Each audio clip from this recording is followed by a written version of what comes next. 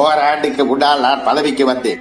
இந்த ஓராண்டில் 3 முக்கியமான காரியங்களை செய்திருக்கிறேன். 1.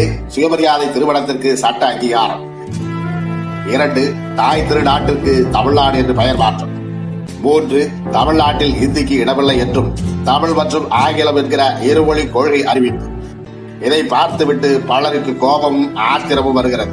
இவர்களை விட்டு வைக்கலாமா? ஆட்சியை கலைக்க வேண்டும் என்று நினைக்கிறார். அது உங்களால் முடியுமா என்று நான் சவால் விட மாட்டேன். உங்களால் முடியும். ஆனால் ஆட்சியை கலைத்துவிட்டு மற்றொருவர் இங்கு வந்து உட்கார்ந்து அண்ணாதுரை கொண்டு வந்த இவற்றையெல்லாம் மாற்ற வேண்டும் என்று கருதினாலே உடனே மக்கள் வெகுண்டருவார்கள் என்கிற அச்சமும் கூடவே வரும்.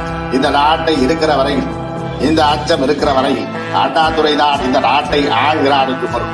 இந்த அச்சம் எவ்வளவு காலத்திற்கு இருக்கிறதோ அவ்வளவு காலத்திற்கும் ஆட்சியில் யார் இருந்தாலும் இல்லாவிட்டாலும் அண்ணாதுரை தான் இந்த நாட்டை ஆள்வதாக பொருள்.